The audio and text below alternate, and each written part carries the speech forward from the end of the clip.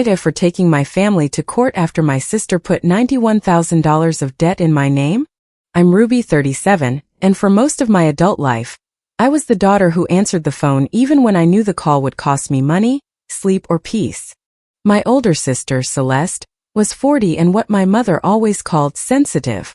In our family, sensitive did not mean thoughtful or emotionally aware. It meant everyone else was expected to step around Celeste's problems as if they were wet cement. I was the strong one. That sounded like a compliment when I was younger. Over time, I realized it was an assignment. Celeste could miss a payment because she was overwhelmed. I was expected to cover it because I was responsible. Celeste could disappear for 3 days after an argument. I was expected to call around and make sure she was safe. Celeste could say something cruel because she was under stress. I was expected to forgive her because I knew better. Our mother, Linda, had built the whole family around that arrangement. She was 64, warm in public, endlessly helpful when people were watching, and very good at turning guilt into a reasonable-sounding request. Our father, Harold, was 67 and preferred to act as though silence kept him neutral. He rarely challenged my mother. He would lower his eyes, sigh, and say things like, "Let's not make this worse," as if the person naming the problem was always the one causing it. I had helped Celeste before. I had bought groceries when her card was declined. I had paid for a car repair after she called me crying from a parking lot. I had covered a utility bill once, then another one 6 months later, and I had stopped counting the late fees I had quietly paid because my mother said Celeste was almost stable. But I had one firm rule. I would not co-sign anything. I would not open an account for her. I would not put my legal name on her debt. Celeste knew that. My parents knew that. I had said it so many times that it had become a family joke. Then on a Tuesday morning, my phone rang from a number I did not recognize. The man on the other end asked for me by my full name. "This is Ruby." He identified himself as calling on behalf of a retail credit account and asked me to verify my birth date. "I don't confirm personal information on incoming calls," I said. He paused, then gave me the last 4 digits of an account number, and said the balance was more than 90 days past due. "I don't have that card." "Ma'am, this is not a courtesy call anymore. This account is 93 days past due." "I have never had that card." He asked whether I was claiming fraud. "I'm claiming I don't know who you are, and I'm not giving you anything else over the phone." I hung up, looked up the company independently, and called the number listed on its official website. The account was real. It was in my name. The representative could not give me all the details until I completed their identity verification process, but she confirmed the balance, the date the account had been opened, and that it was linked to my social security number. I sat at my kitchen table with my coffee getting cold beside me. For the first few minutes, I still believed there had to be an explanation. A mixed file. A clerical error. Someone with a similar name. Then I pulled my credit reports. One bureau showed 2 retail cards I did not recognize. Another showed a utility account that had gone to collections. The third showed a furniture financing plan, several hard inquiries, and a larger financing arrangement connected to a vehicle. My score had dropped sharply. The accounts did not all appear on the same report, which somehow made it worse. I had to move between screens comparing dates, balances, addresses, phone numbers, and creditor names. Every time I thought I had found the full damage, another line appeared. The total exposure, including fees and interest, was a little over $91,000. I stared at the screen until the numbers stopped looking like numbers and started looking like a trap. The accounts used my correct social security number and birth date. They also used an email address I had never seen and a phone number that looked familiar, though I could not place it immediately. I froze my credit with all 3 bureaus. I placed fraud alerts. I changed passwords on my banking and email accounts. I wrote down every unfamiliar creditor, every date, every partial account number, and every contact detail. Only after that did I call my mother. I expected outrage. I expected her to say, "Oh my God, Ruby, are you safe?" Or "Who would do this?" Instead, she went quiet for half a second too long. Then she said, "Don't panic." "I'm not panicking. Someone opened accounts in my name. These companies mix people up all the time. They used my social security number." Well, that still doesn't mean you should start making accusations. I had not accused anyone. That was the first moment I knew she was afraid of something other than my credit. Why would you think I'm making accusations? I asked. I know how you get when you think someone has been irresponsible. I almost laughed. Mom, this is not an unpaid phone bill. My father got on the call in the background. I heard my mother say, talk to her. And then his voice filled the line. Ruby, are you sure you never signed something and forgot? No. Maybe years ago? No. Your mother is just trying to keep everyone calm. I called to tell you my identity was stolen. And we heard you. Neither of them sounded shocked. I ended the call and called Celeste. No answer. I called again an hour later. No answer. That evening she texted me. I'm not in the right headspace for this.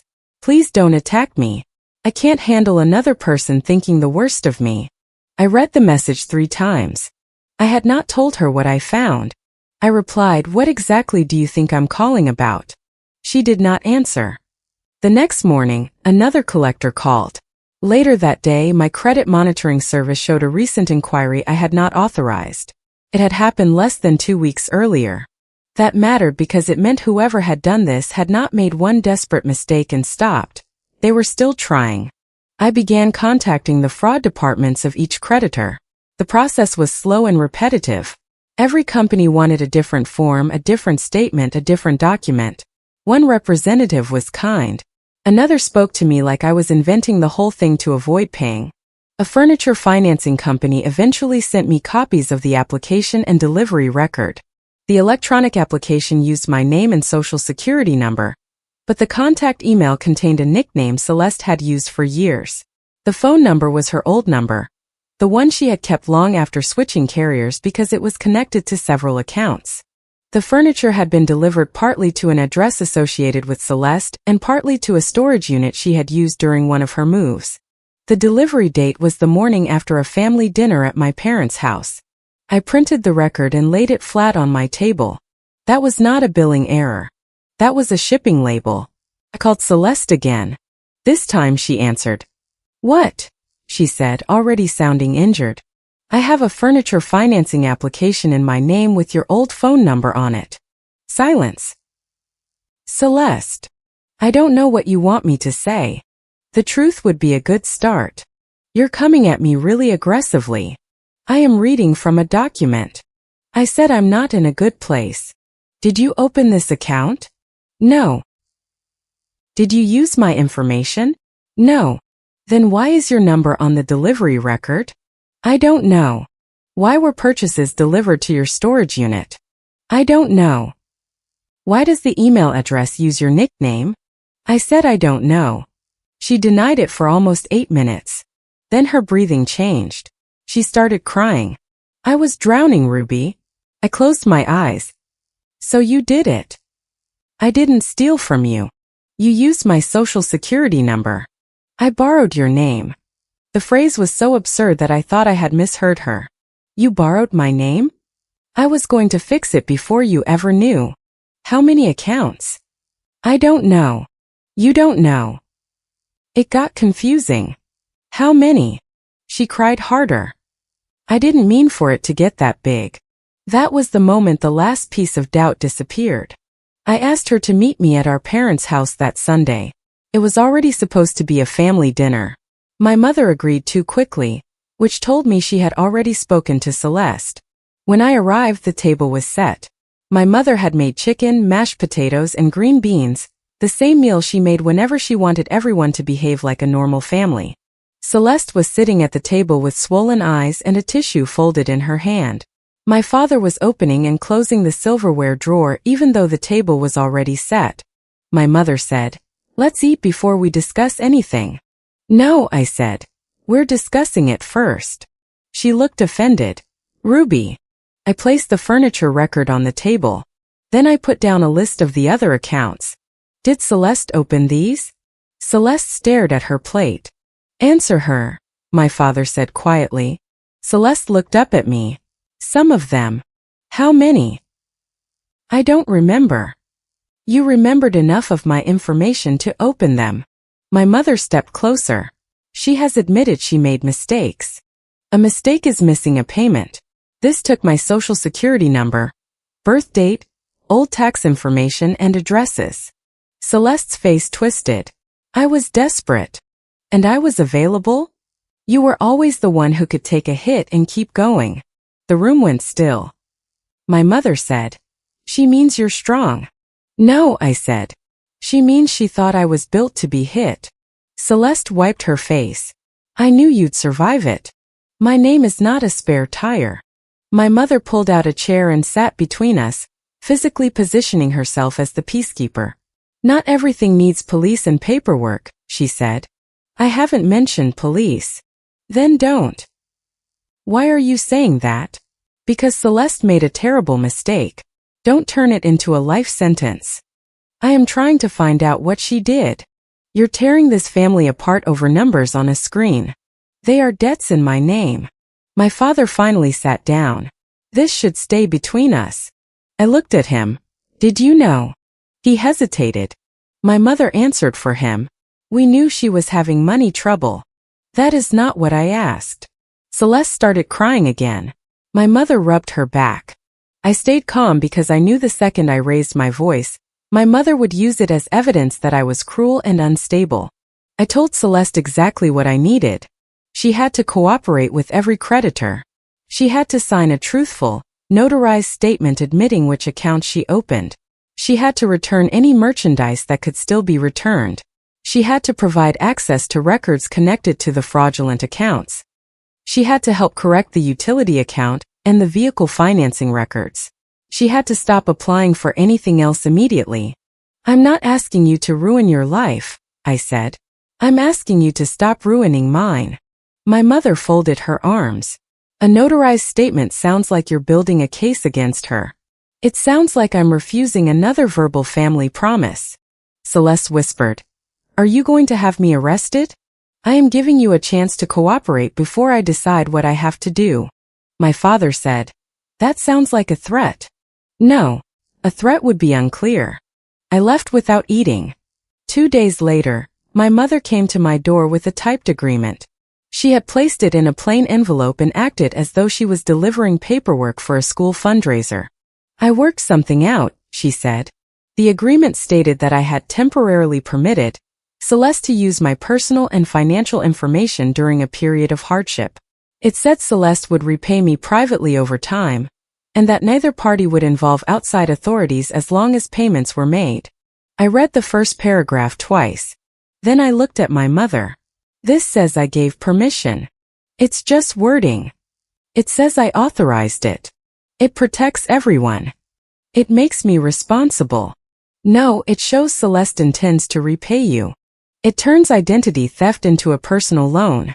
My mother's face hardened. "You don't know that." "I know what the word permitted means." "Ruby, do you really want strangers deciding what happens to your sister?" "I want my legal name separated from debt I didn't create."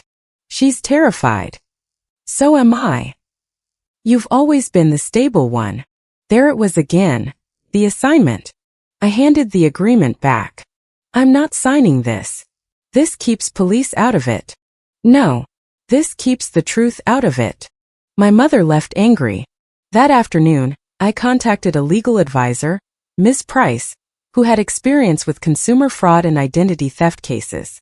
She was not warm, and I appreciated that almost immediately. I explained the accounts, Celeste's admission, my parents' pressure, and the agreement. Ms. Price read the document, set it down, and said, "Do not sign anything that uses the word permission." I wasn't going to. "Good. Do not call these accounts loans. Do not call this a misunderstanding. Do not say you agreed to help and changed your mind. Do not use family language when speaking to creditors. My mother says Celeste will repay me. Creditors do not care that your mother cried at dinner." I almost smiled. Ms. Price continued, "Your family is asking you to turn identity theft into a private loan. That may feel merciful, but it is dangerous. If you characterize the accounts as authorized, some creditors may treat them as your responsibility. So what do I do? You need a timeline, not a family debate." She told me to preserve every text and voicemail, obtain documents from every creditor, complete the identity theft affidavits, file a police report, and communicate by certified mail whenever possible. She also told me not to warn my family about every piece of evidence I found. Let them tell their story, she said. You document yours.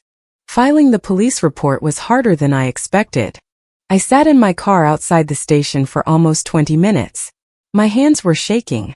I kept hearing my mother's voice asking whether I wanted strangers deciding what happened to my sister. Then I thought about the new credit inquiry. Celeste had continued after months of damage. She had continued after my parents apparently knew something was wrong. She had continued because everyone believed I would absorb the consequences. I went inside. The officer who took the report was professional and tired. He asked direct questions and did not react to the family details. That helped. He did not call me cruel. He did not call Celeste fragile. He wrote down the facts. Afterward, I completed identity theft affidavits and sent copies to the creditors. I mailed a certified letter to Celeste and separate letters to my parents. The letter listed the accounts I knew about, the documentation I required, and the deadline for cooperation. It also stated clearly that I had never authorized anyone to use my identity. I kept the tracking receipts. I gave them one clean chance. Celeste did not respond. My mother responded by calling relatives. My cousin June called me 3 days later. June was 45 and had always been the person who tried to smooth things over at holidays. She did not like conflict and usually believed the first version of a story that sounded calm. I'm not saying what Celeste did was right, she began. That usually means the next sentence is going to explain why I should accept it. I'm saying court is a lot. I have not taken anyone to court yet. Your mom said you promised to help Celeste use your credit until she got back on her feet. And now you're acting like it was all behind your back. I gripped the phone. What exactly did she tell you? That you knew Celeste was moving money around. That you agreed because Celeste couldn't qualify on her own. Then you got angry when the rest of the family found out.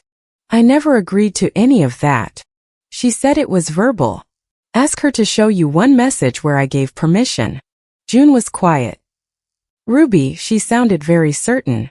People sound certain when they rehearse. I'm just trying to understand.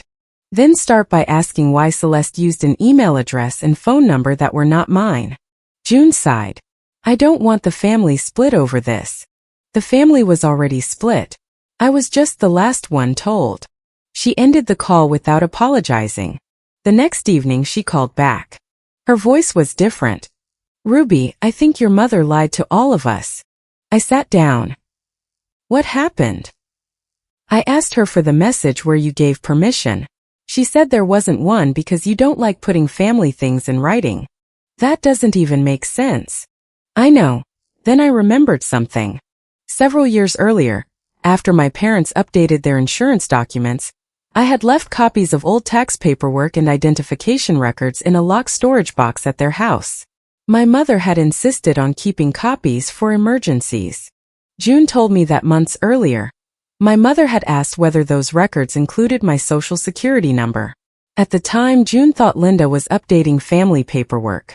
She also remembered Celeste once borrowing insurance forms from the house because she supposedly needed verification for an application. Ruby, June said, I think your mother knew where Celeste got your information. I felt cold. I asked my mother about the box the next day. What box? She said.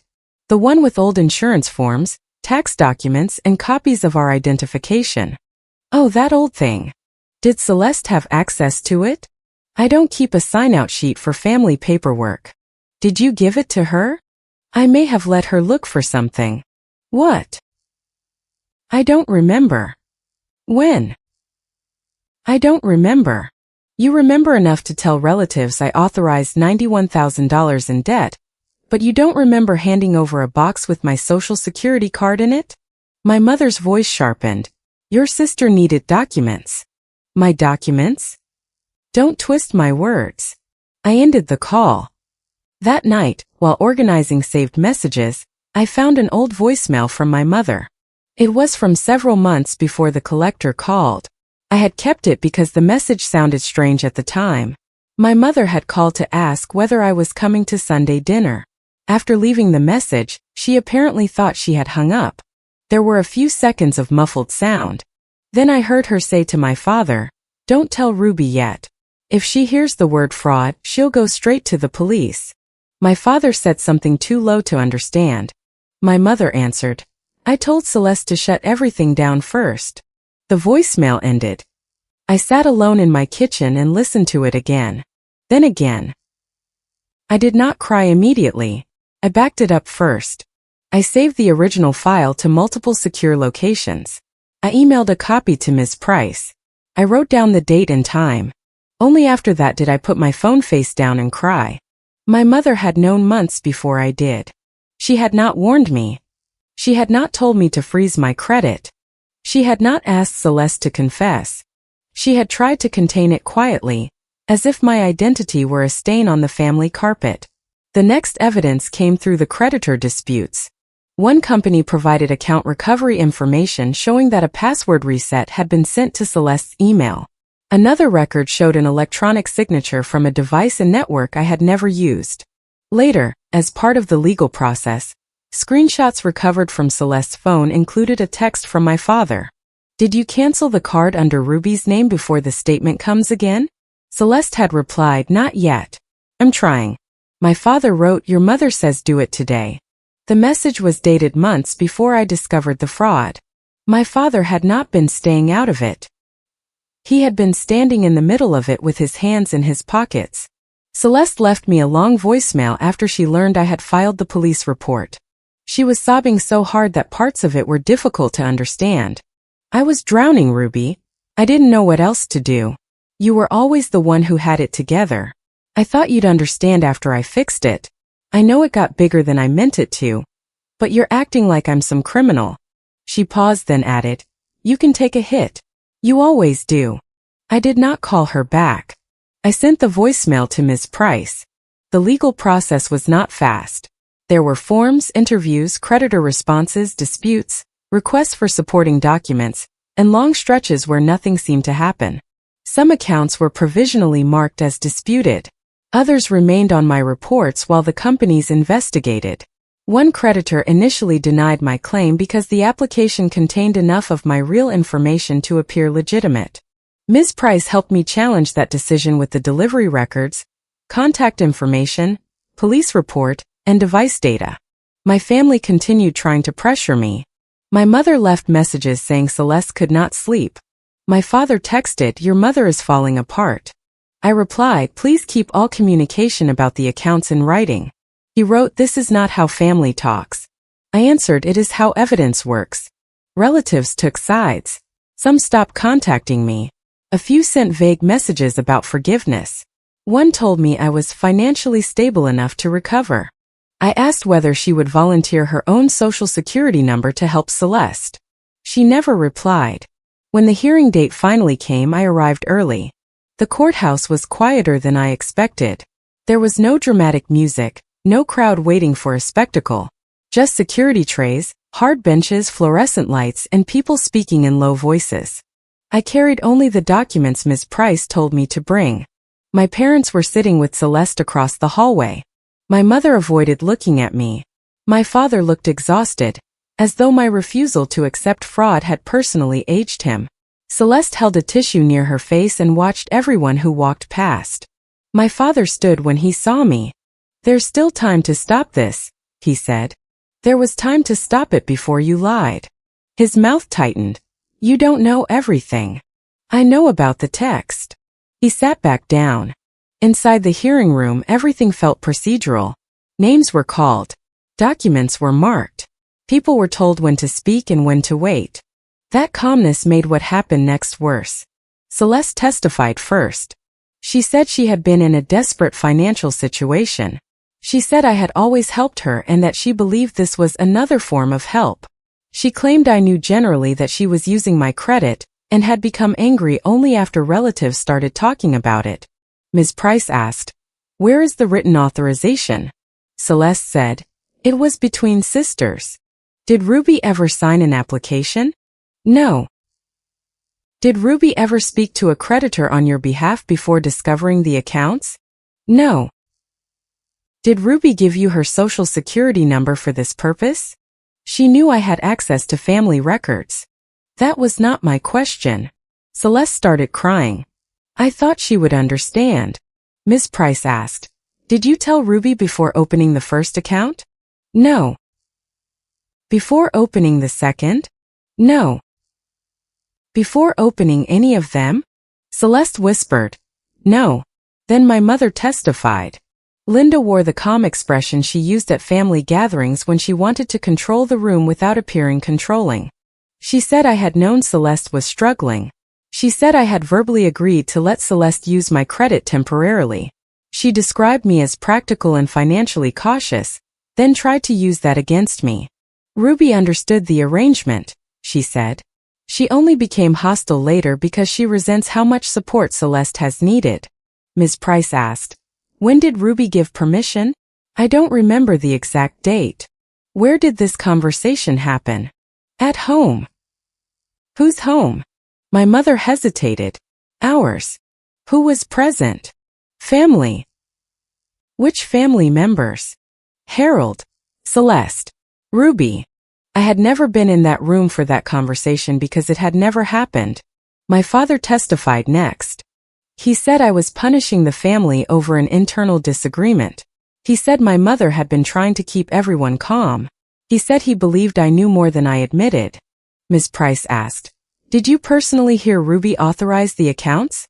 My father looked toward my mother. I understood that she had.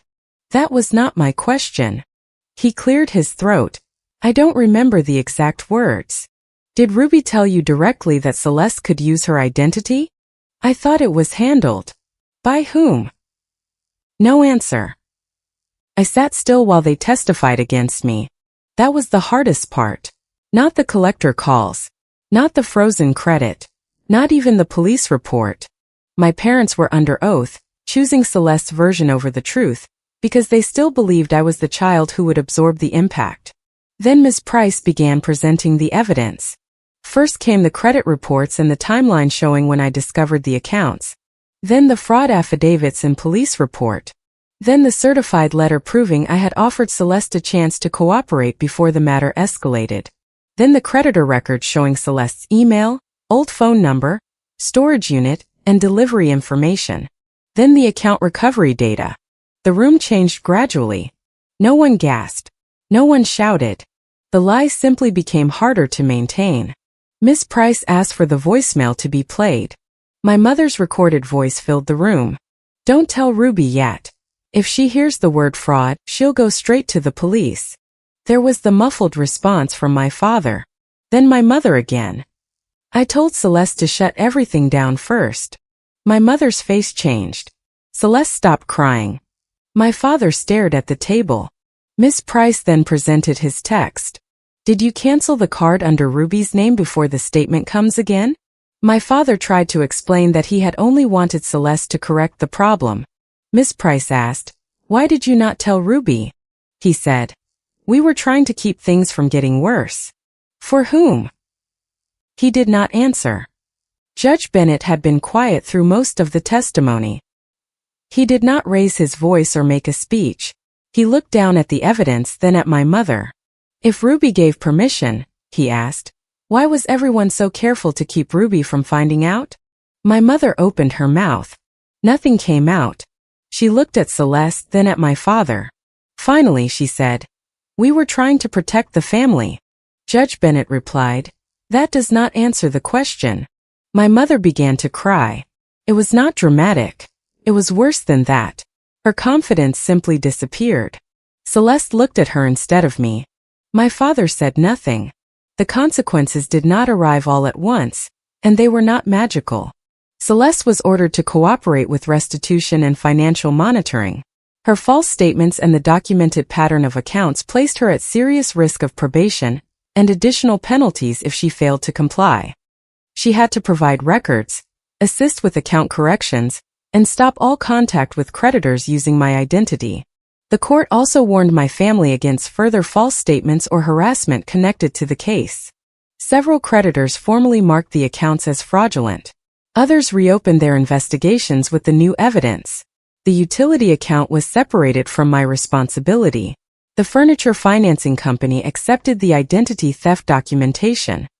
The vehicle-related account took longer, but the dispute began moving in my favor.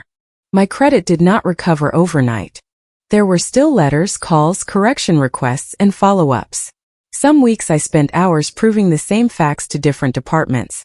But the burden had changed. I was no longer trying to convince my family to admit what happened. I was dealing with institutions that required documents, and I had documents. A week after the hearing, June called. "I should have asked you before I judged you," she said. "I wish a lot of people had. Your mom told everyone you were jealous of Celeste. She said you had changed your mind about helping and wanted revenge." I know. I believed her because she sounded so calm. I know that too. June apologized again. I accepted the apology, but I did not rush to comfort her. I was tired of making other people feel better about what they had done to me. Some relatives called after reading parts of the court record. Few apologized. A few stayed silent. One continued insisting that I had gone too far. I stopped arguing. My mother called me late one evening. I almost let it go to voicemail, but I answered because I wanted to hear what she would say now that the story had failed. She was crying. "Do you really want me to lose one of my children?" "No." "Then why are you doing this?" "I am not doing this to you. Celeste may never forgive you. That is her choice. She made mistakes. She committed fraud and kept doing it after you knew. I was trying to save both of you. You were saving her with my name." My mother cried harder. "You have always been stronger." I felt something in me go quiet. "No," I said.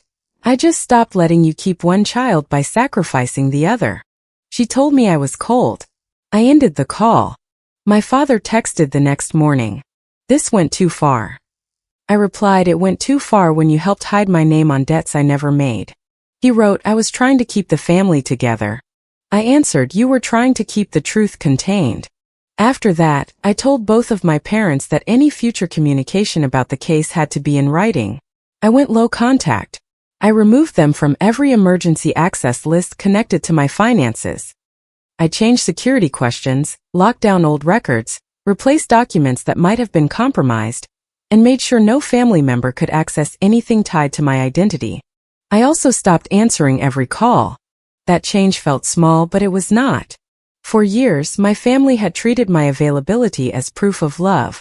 If Celeste had a crisis, I was expected to pick up. If my mother felt guilty, I was expected to reassure her. If my father wanted peace, I was expected to become quiet enough to create it. I no longer confused calm with surrender. Celeste eventually began making restitution payments under supervision. They were smaller than the damage she had caused, and the process was slow. She complained through relatives that I had destroyed her future. I did not respond. Her future had never required my identity. My own credit continued improving as fraudulent accounts were removed or corrected.